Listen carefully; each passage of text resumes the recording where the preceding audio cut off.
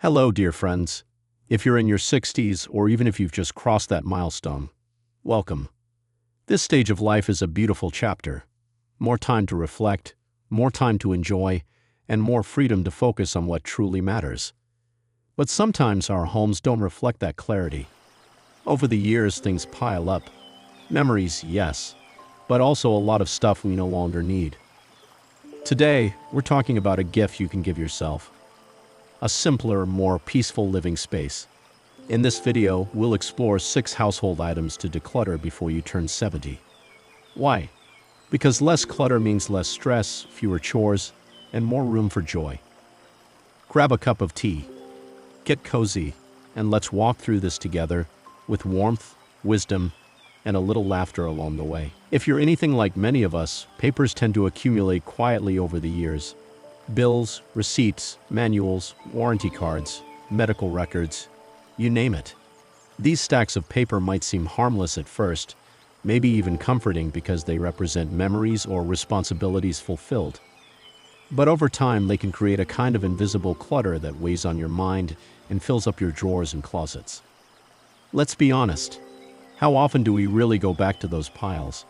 If you're holding on to documents from appliances you no longer own, bills from years ago, or warranties for items that have long since stopped working, chances are those papers aren't helping you. In fact, they might be silently causing stress every time you open a drawer or search for something important. Psychologically, clutter like this can make our brains feel overwhelmed, even if we're not consciously thinking about it. Studies show that a cluttered environment can increase feelings of anxiety and reduce our ability to focus. So, by letting go of old paperwork, you're actually doing yourself a big favor, not just tidying your home, but also freeing your mind. Here's a practical approach to handling this. Start by gathering all the loose papers in one place, maybe on your kitchen table or a clear spot on the floor. Then sort them into categories: things to keep, things to shred, and things to recycle. When deciding what to keep, think about what's truly important, like tax returns from the past 7 years, current insurance policies, or recent medical documents. Everything else, especially old bills and manuals for things you no longer own, can probably go.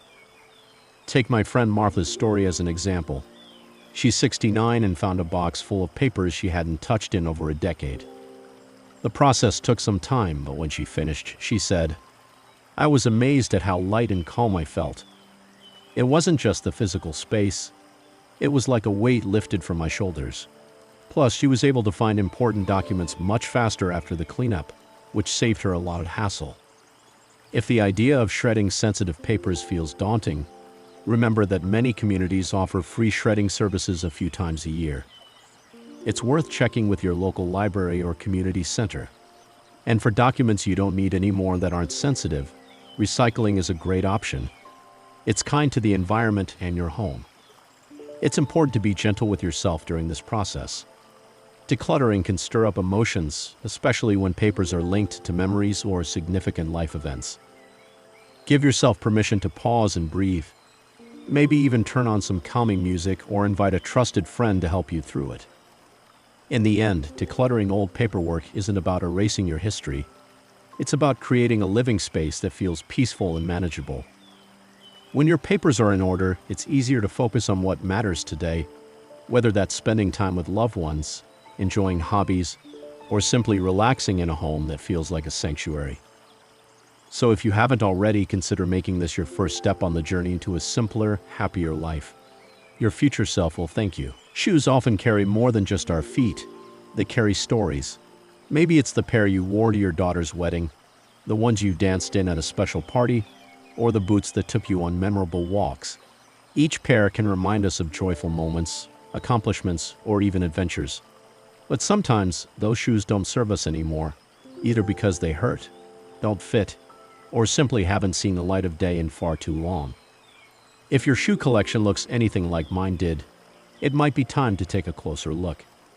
How many pairs do you have that pinch your toes, cause blisters, or feel uncomfortable after a short walk? How many are still in your closet, but haven't been worn for years, maybe even decades? Holding on to shoes that don't fit, or that you don't use can clutter your space, and even weigh on your mind.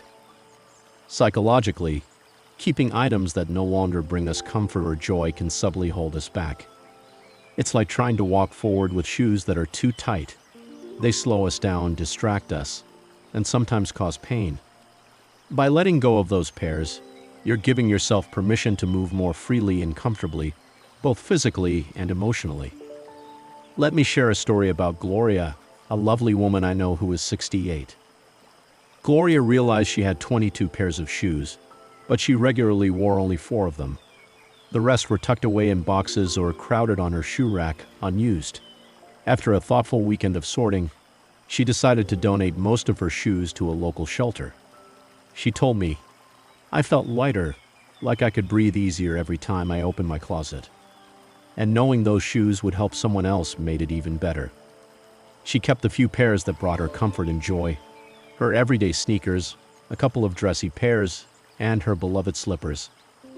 A practical way to approach this is to take all your shoes out and try them on if you're able. Walk around a bit in each pair and notice how they feel. Ask yourself, do these shoes fit well? Do I wear them often? Do they bring me happiness or just take up space? If the answer is no, it's time to say goodbye. For those shoes that are still in good shape but no longer fit or suit your style, donating is a wonderful option. Many community centers, shelters, and charities welcome gently used footwear. Some organizations even provide shoes to people in need locally or internationally. Your old shoes can bring new comfort and confidence to someone else. If you have shoes that are worn out or damaged beyond repair, recycling programs exist in some areas to turn old shoes into playground surfaces or other useful materials. It's worth looking into local options or asking at shoe stores. And remember, letting go of shoes doesn't mean you're throwing away memories. The memories live in your heart and stories, not in the stuff. By clearing out your closet, you're making room for comfort, ease, and new memories to walk into your life. So if you've been avoiding looking at your shoe collection, maybe today is a good day to try. Your feet and your peace of mind? Well, thank you. Bedding and linens, sheets, pillowcases, blankets, towels, they're some of the softest comforts in our homes. They wrap us in warmth, coolness, and coziness, helping us rest and refresh. But over time, many of us accumulate far more than we actually need. Extra sets of sheets, old blankets stuffed in closets, towels that haven't been used in years, they can quietly take up valuable space and add to the feeling of clutter. It's easy to understand why we keep these things.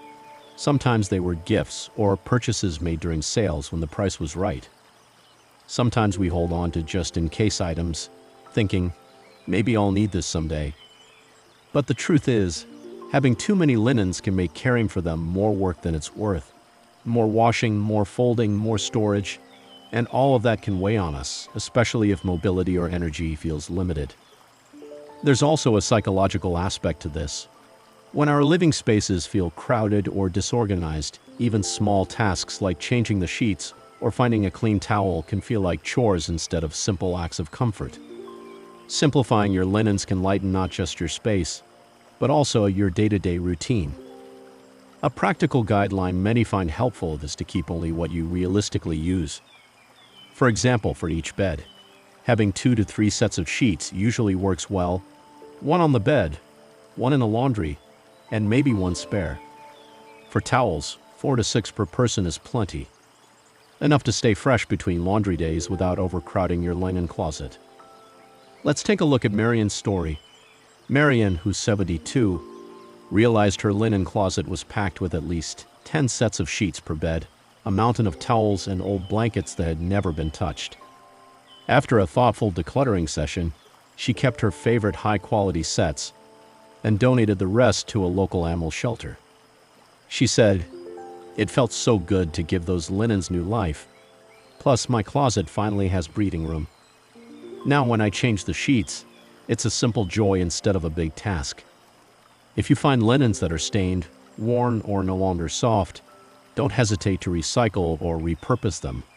Old towels and sheets can be turned into cleaning rags or donated to animal shelters, where they are often in high demand.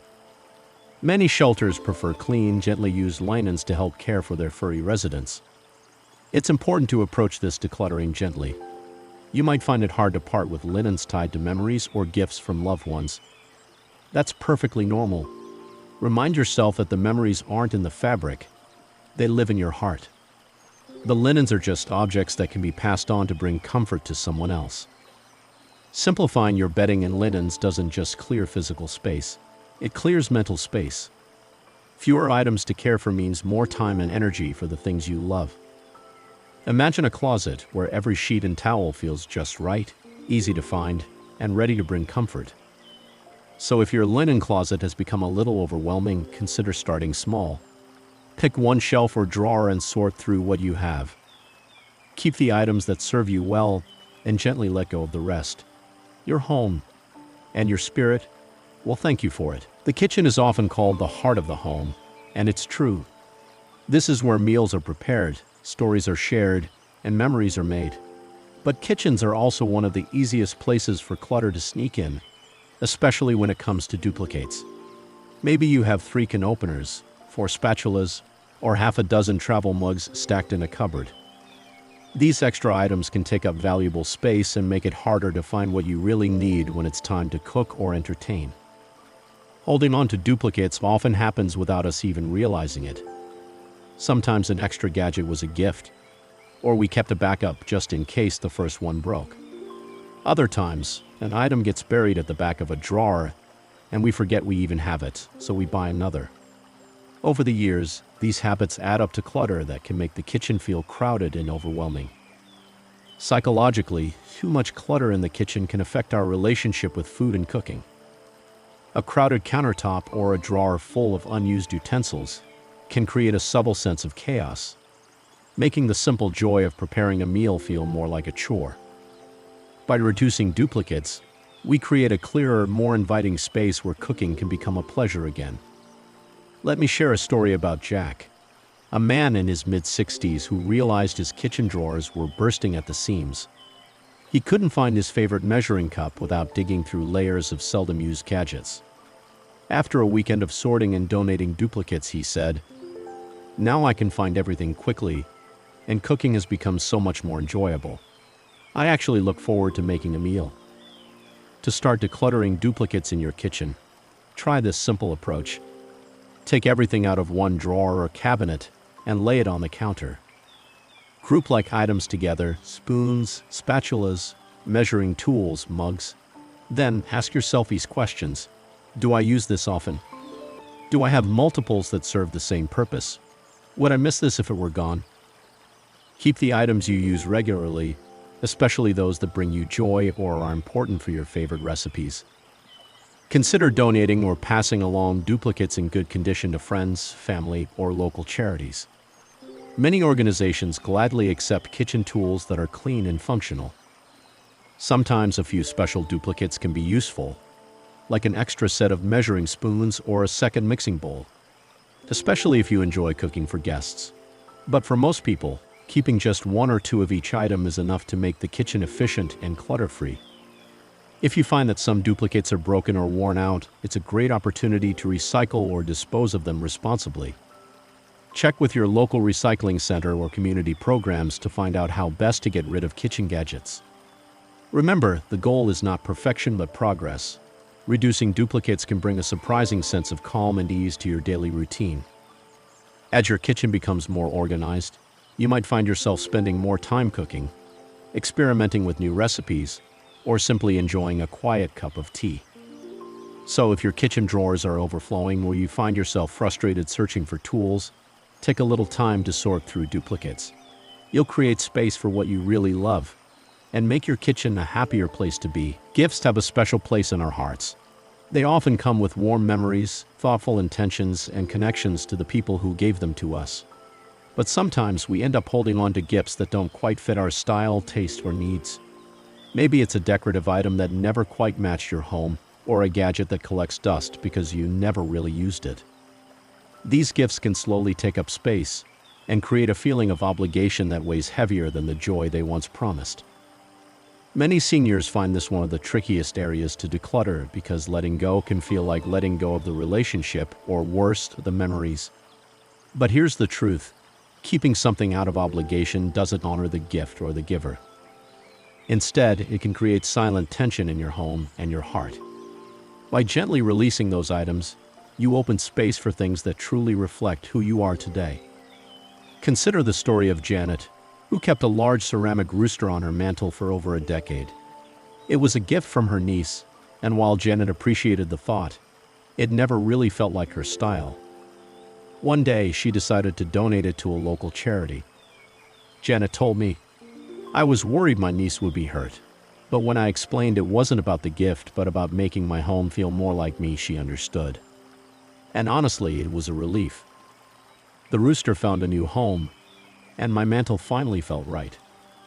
The key to decluttering gifts is to approach the process with kindness and respect for yourself and for the people who gave you those items. Start by gathering all the gifts you've been holding onto out of obligation. Take your time to reflect. Do these items bring you happiness, comfort, or inspiration? Or do they feel like clutter? It's okay to admit the truth without guilt. If you decide to let go of some gifts, consider thoughtful ways to pass them on. Donating to charity, giving to friends who might appreciate them more, or even repurposing them can bring joy to others. Remember, the spirit of the gift is in the kindness it represents, not the object itself. Sometimes it helps to share your feelings with family or friends. You might be surprised how understanding they can be when you explain that your home needs to reflect who you are now. After all, relationships are about connection, not objects. Psychologically, releasing gifts you don't need can be freeing. It signals that you're embracing your current self and creating a living space that nurtures your well-being. Clutter, especially from items kept out of obligation, can subtly drain your energy. By letting go, you make room for peace, comfort, and authenticity. And remember, memories don't live in things. They live in your heart and stories. Keeping a photograph, writing a letter, or simply recalling the moment can preserve the gift's meaning without holding on to the physical item. So, if you're feeling stuck with gifts that no longer fit your life, take a gentle step toward letting them go. You deserve a home filled with things that truly bring you joy and reflect the wonderful person you are today. In today's fast-changing world, technology can sometimes feel overwhelming, especially when it comes to the many gadgets and devices we've collected over the years. Old phones, worn-out chargers, tangled cables, and broken electronics often end up in drawers, closets, or boxes, quietly taking up space and adding to household clutter. These items can create not just physical mess, but also a subtle mental burden, reminding us of things unfinished or forgotten. It's very common to hold on to outdated electronics because we think we might need them someday, or that they might be useful for parts or backups. Sometimes these devices also carry sentimental value, like an old phone that was your first or a camera that captured family moments. But when these items stop working or no longer serve a practical purpose, they become more of a hindrance than a help. Psychologically, clutter from broken or outdated electronics can create feelings of guilt or frustration. We might worry about wasting money or feel hesitant to let go because we don't want to be wasteful. But holding on to these items can also prevent us from enjoying a calm, organized living space. By gently releasing what you no longer need, you're making room for peace and clarity. Let me tell you about Henry, who was 71. Henry had a drawer filled with old phones, cables, and chargers, many of which hadn't been used in years. After a weekend of sorting, he recycled the broken items and donated a few working gadgets to a community program that refurbishes electronics for people in need. Henry said, "It felt really good to clear that drawer. It was like clearing a little cloud that had been hanging over my head for years." To start decluttering electronics, gather all your devices and accessories in one place.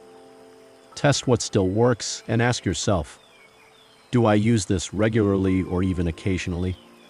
Is it something I really want to keep? For items that are broken or obsolete, research local recycling programs or electronic take-back events. Many communities offer safe and responsible ways to dispose of electronics, which helps protect the environment. For devices that still work but you no longer need, consider donating them. Schools, nonprofits, and community centers often welcome electronics that are in good condition. This way, your items can find a new life and help others. If you're worried about privacy, especially with phones or computers, make sure to erase your personal information before donating or recycling. Many online guides can walk you through the steps, or you can ask a trusted family member or friend for help. Remember, letting go of outdated or broken electronics doesn't mean you're giving up on technology. It means you're choosing to live smarter and simpler. It's about valuing what you have now and making your home a place of ease, not clutter. So if you have a drawer or closet corner filled with old gadgets, take a little time to sort through them. You'll be surprised how much lighter and more peaceful your space and your mind feels after. Books are special. They hold stories, knowledge, comfort, and memories. Many of us have spent years building up a personal library. Novels we loved, cookbooks we browsed, or gifts from family and friends. For those who grew up in a time when books were treasured possessions, letting them go can feel deeply personal. But as we enter a new chapter of life, it's worth gently asking, which of these books truly still serve me? Over time, books can pile up on shelves, in boxes, or on bedside tables. You might find yourself dusting off titles you haven't touched in years or passing by stacks that silently say, "Read me someday." But if we're honest with ourselves, many of those books may never be opened again. And that's okay. Letting go of books doesn't mean giving up your love for reading. In fact, it can help you reconnect with it. When your shelves are filled only with the titles you truly love or plan to read soon, it becomes easier and more enjoyable to pick up a book and lose yourself in it. There's a quiet joy in seeing a small, well-loved collection, each book chosen with care. Take Dorothy, for example. She's 69 and once had 3 tall bookcases filled to the brim. She realized she was holding on to college textbooks, outdated travel guides, and novels she didn't even remember reading. With the help of her daughter, she donated most of them to a local library fundraiser. Now she has one cozy shelf of her favorite classics, poetry, and a few new titles she looks forward to. Dorothy told me, "I don't miss a single book I let go. And now when I look at my shelf, it brings me joy instead of guilt." To begin your own book decluttering journey, start small. Maybe one shelf or one box at a time. Pick up each book and ask yourself, did I love reading this? Will I read it again? Does this still reflect who I am and what I enjoy today? If the answer is no, it might be time to pass it on. Many organizations gratefully accept book donations. Libraries, senior centers, hospitals, shelters, and schools. There's a comfort in knowing your books can bring someone else knowledge, inspiration, or escape. For rare or valuable books, consider passing them to family, selling them, or gifting them thoughtfully. Psychologically, releasing books you no longer need is like clearing mental clutter. It can help lift feelings of obligation and create more mental space for joy, presence, and curiosity. And if you ever miss a book you've donated, chances are you can borrow it from a library or find it online. So if your shelves are overflowing or your reading list feels more like a burden than a pleasure, consider letting a few books go. Keep the ones that speak to your heart now, not just your past. In doing so, you make space for fresh stories, new interests, and more peaceful surroundings. Sentimental items hold a special place in our hearts. They remind us of loved ones, important moments, and treasured memories. But sometimes these items can also weight us down, both physically and emotionally. A box full of old letters, photographs, trinkets, or keepsakes can feel overwhelming, especially if it's stored away in a closet or attic, untouched for years. It's perfectly natural to want to hold on to things that connect us to our past. These items tell our life story and keep memories alive. But as time passes, too many sentimental belongings can create clutter that actually blocks us from fully enjoying the present. Carrying the weight of so many memories in physical form can sometimes make it harder to move forward with peace and freedom. Psychologists remind us that while objects can trigger memories, the memories themselves live inside us. Holding on to every single item isn't necessary to honor those moments or the people who matter most. Letting go of some things can be a way of saying, "Thank you, and I'm ready to move on," rather than forgetting. Let me share a story about Helen. a warm-hearted woman in her 70s. Helen had several boxes of sentimental items, old cards, pieces of jewelry, souvenirs from trips with family, and more. She felt guilty about parting with anything, but she also felt overwhelmed by the sheer volume. With the help of a close friend, Helen carefully sorted through her treasures. She kept a few meaningful pieces that truly brought her joy and created a small memory album with photos and notes about the rest before donating or passing them on. Helen told me, "I felt lighter and happier. The memories are still with me, but now my home feels peaceful." When you start this process, it's important to go slow and be gentle with yourself. Try setting aside a small amount of time and focus on one box or drawer at a time. As you pick up each item, ask yourself, does this bring me joy or comfort? Does it tell a story that I want to keep close? If the answer is yes, hold on to it lovingly. If not, consider ways to honor the memory without keeping the physical object. Sometimes you can take photos of items you want to let go but still want to remember. Creating a digital album or scrapbook can preserve the memories in a way that takes up less space. Sharing stories with family and friends about these items can also keep memories alive in a meaningful way. If you're worried about how loved ones might feel about you letting go of sentimental things, remember that your peace of mind matters too. Most people understand that memories are not in things but in the heart. Decluttering sentimental items is not about forgetting your past. It's about creating space for your present and future. By gently releasing what no longer serves you, you give yourself room to breathe, to enjoy, and to embrace the life you have now. So if you find yourself surrounded by sentimental belongings that feel more like a burden than a blessing, consider taking a small step towards sorting and letting go. Your heart and your home will feel the difference.